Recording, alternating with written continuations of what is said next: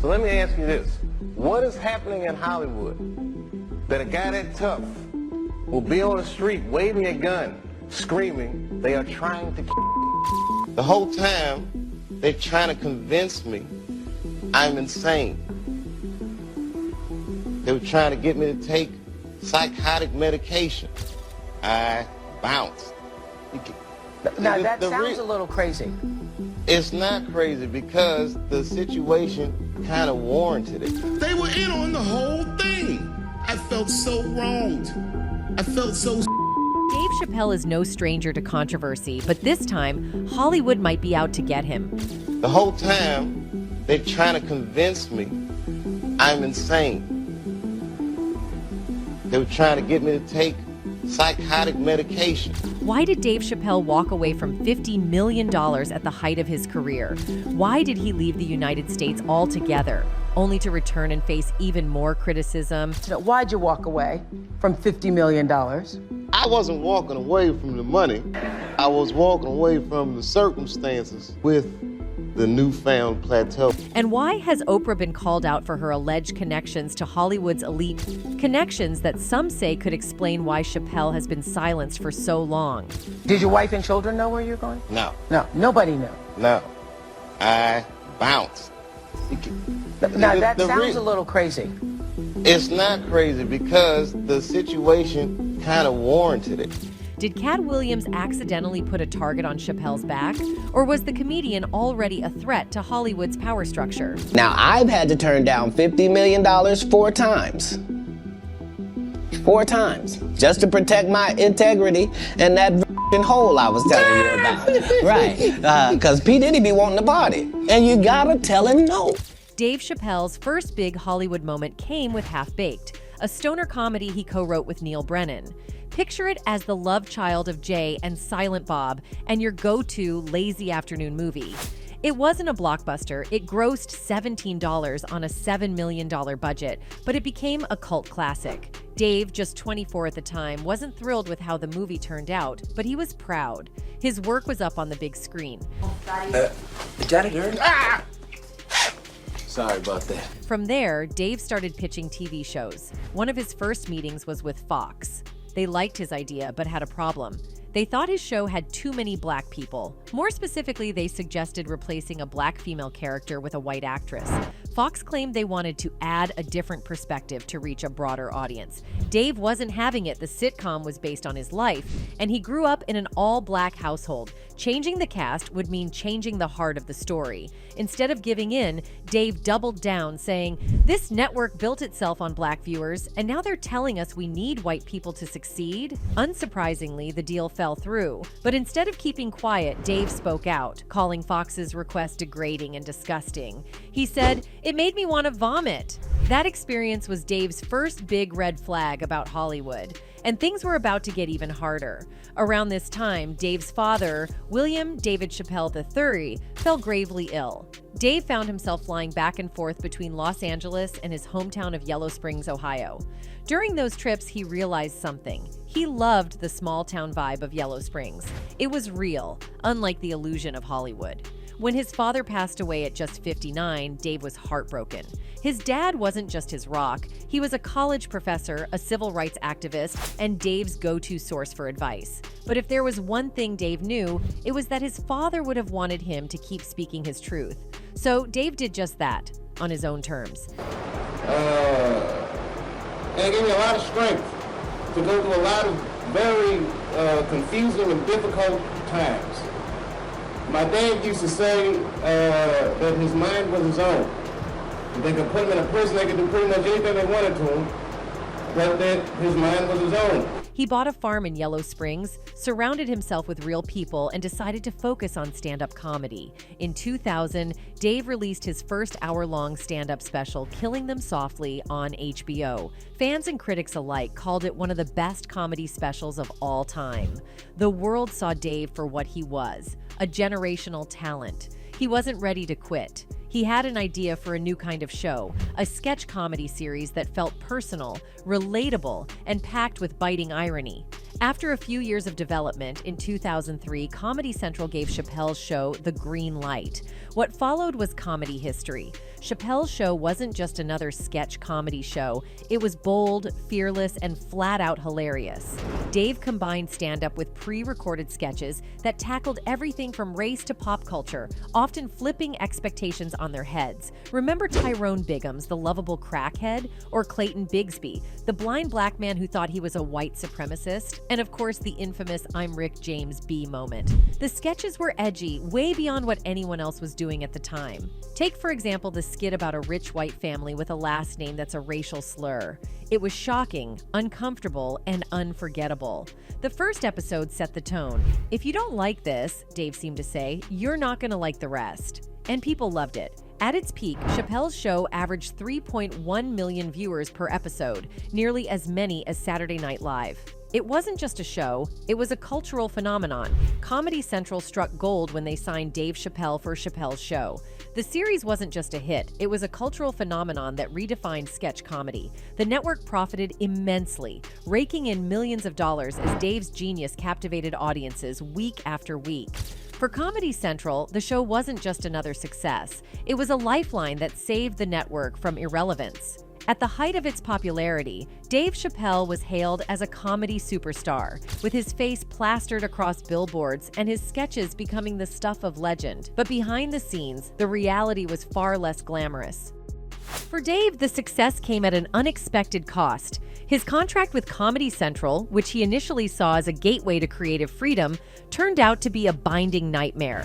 Like many artists navigating the industry, Dave admitted he didn't fully grasp the implications of the deal he signed. Buried within the legalese was a clause granting the network exclusive rights to his name and likeness in perpetuity throughout the universe.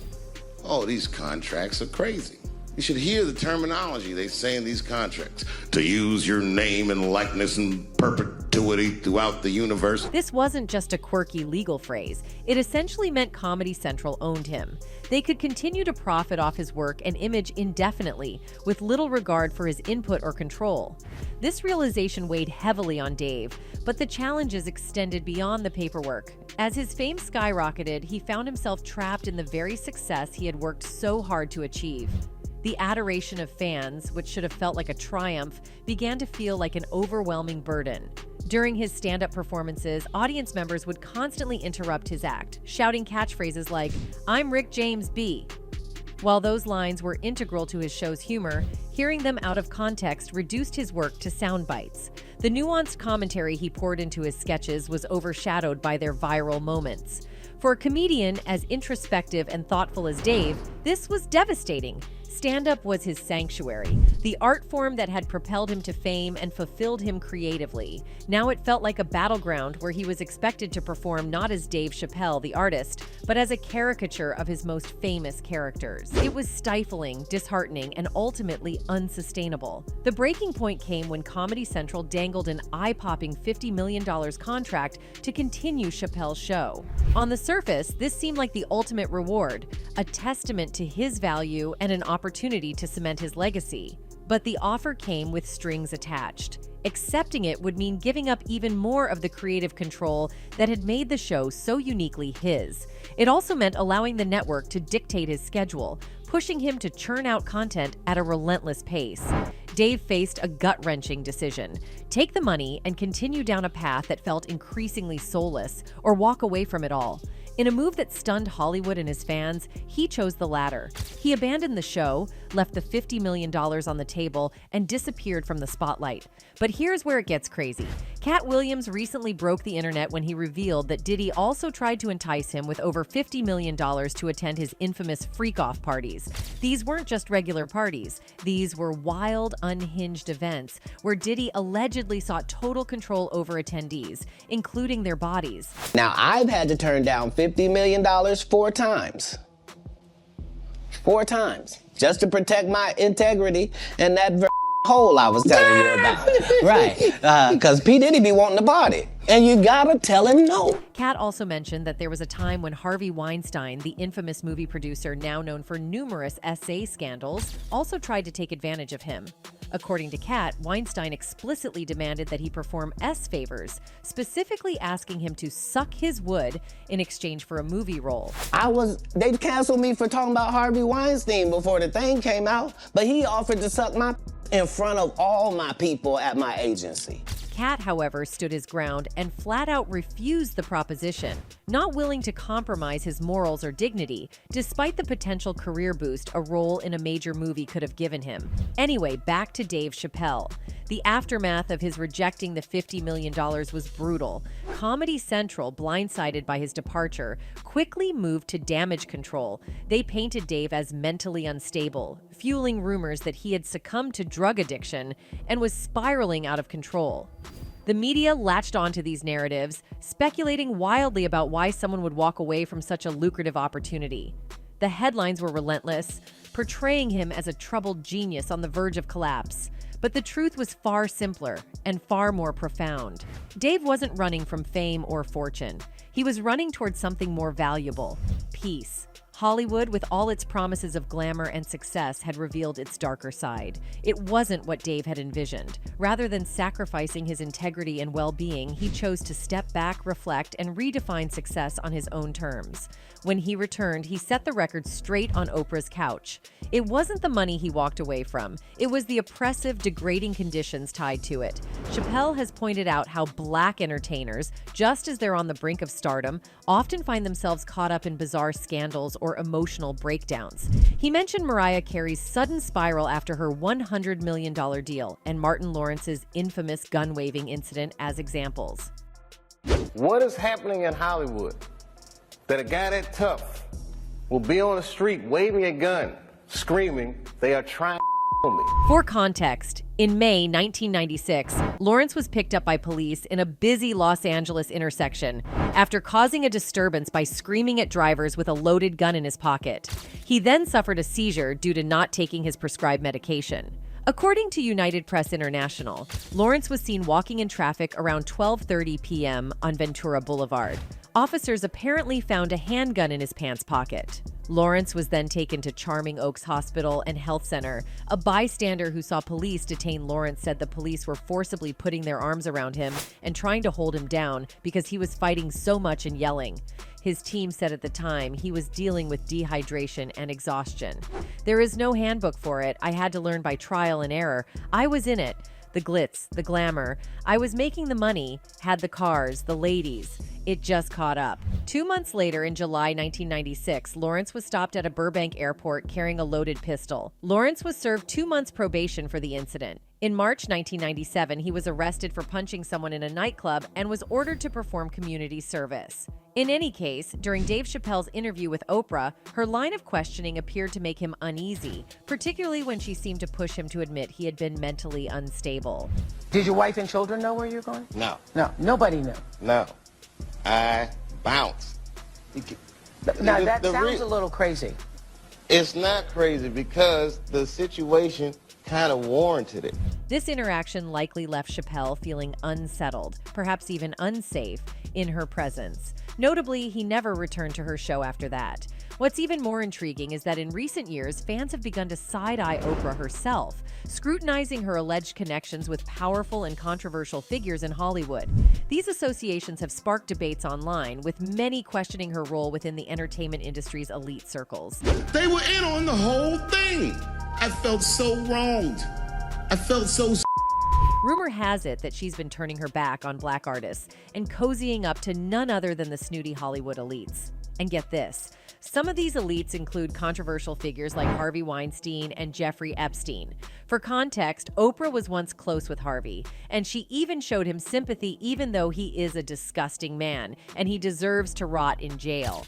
But it's hard to understand why Oprah wanted to be best friends with someone like Harvey Weinstein. They had a very warm friendship, and the photos show. Some people actually believe that Oprah convinced some actresses to hook up with Harvey Weinstein. In fact, Rose McGowan tweeted out, "I'm glad more people are seeing the ugly truth of Oprah. I wish she were real, but she isn't." Oprah previously attempted to speak out on Harvey Weinstein, but she never really got to the point. And you can tell that she was trying to protect him.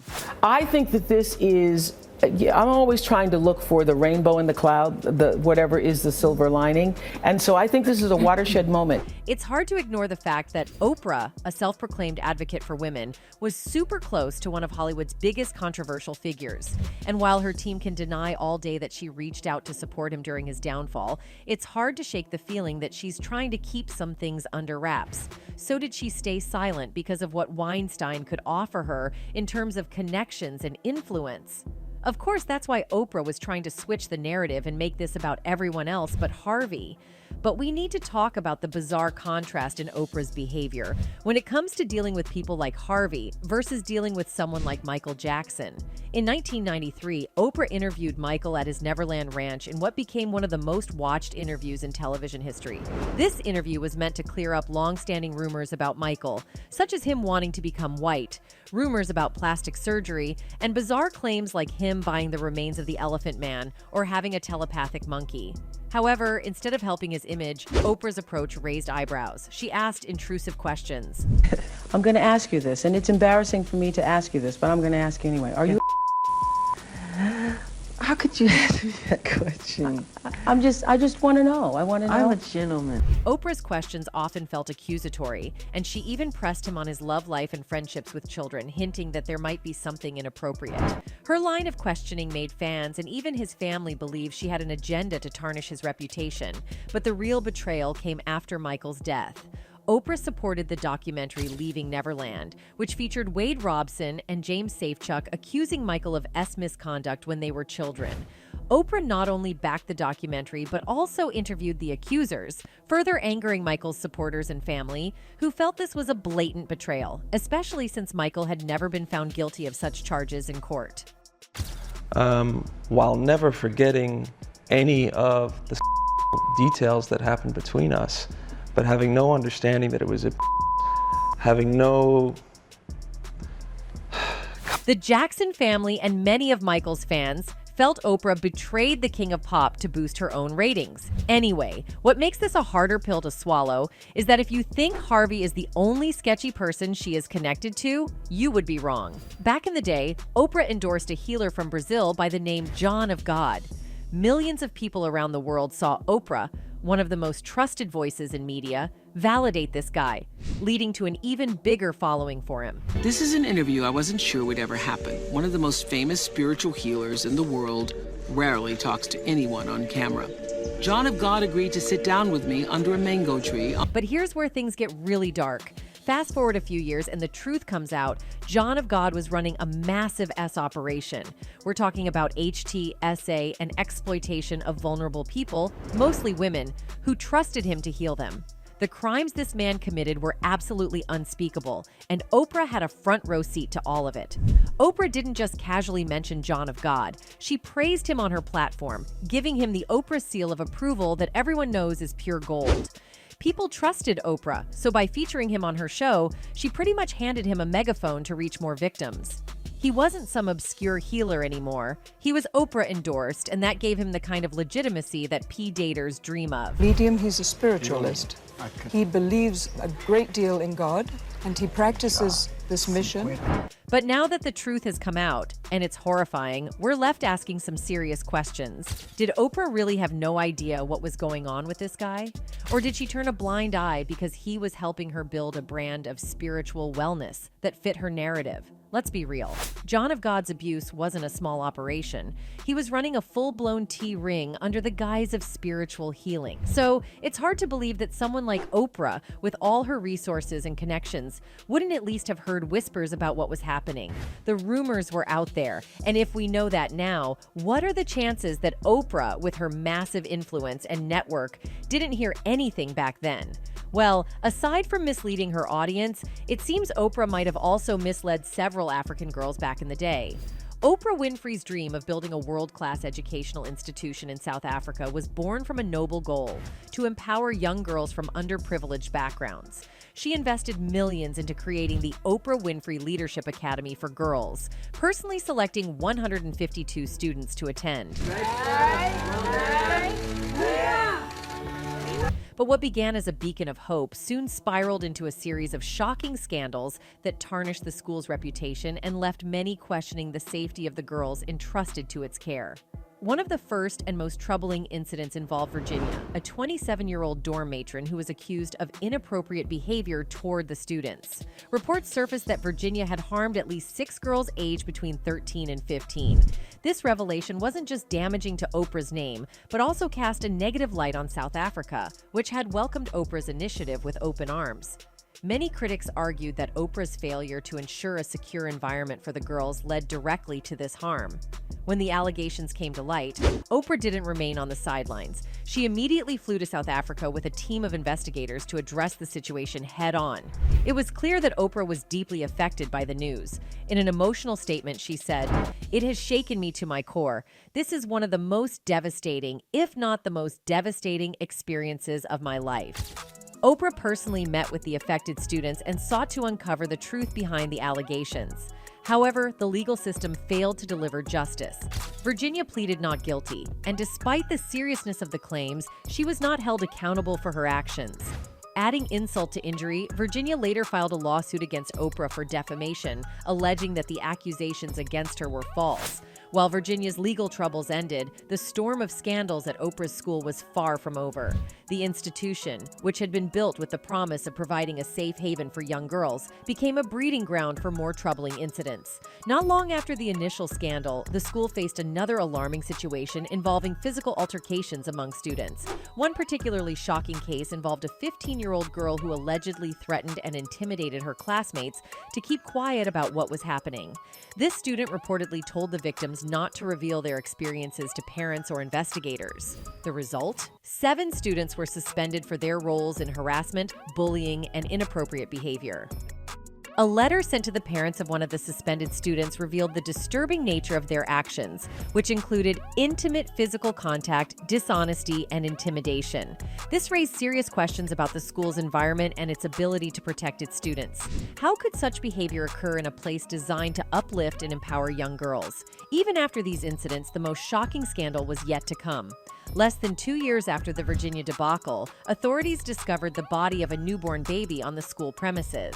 The baby's tragic fate sent shockwaves through the media, as the newborn was found hidden in a backpack. The incident exposed deeper issues within the academy, including the lack of adequate support systems for students facing personal crises. Critics argued that while Oprah's intentions for the school were noble, the execution fell short, leaving students vulnerable to various forms of harm. How could such tragedies occur in a place that was meant to be a safe haven for these young girls? These repeated scandals have led many to question Oprah's judgment and oversight. Some critics point out the glaring contradiction between her own harrowing experiences with and her inability to create a truly safe environment for the students at her academy. As someone who has publicly spoken about the trauma she endured as a child, Oprah's failure to anticipate and prevent such incidents at her school has left a bitter taste for many. Oprah's response to these incidents has also raised eyebrows. While she has taken steps to address the problems, including personally visiting the school and launching investigations, some feel her actions have been reactive rather than proactive. Could more rigorous background checks on staff and better monitoring of student welfare have prevented these tragedies? It's a question that lingers in the minds of many who once admired Oprah's initiative. In any case, given everything Dave Chappelle has been exposing over the years, it's no surprise that the industry might see him as a threat. But the lingering question is this: are they daring enough to silence someone who has consistently pulled back the curtain on their darkest secrets? Only time will tell. Anyway, that's it for this video, folks. Bye.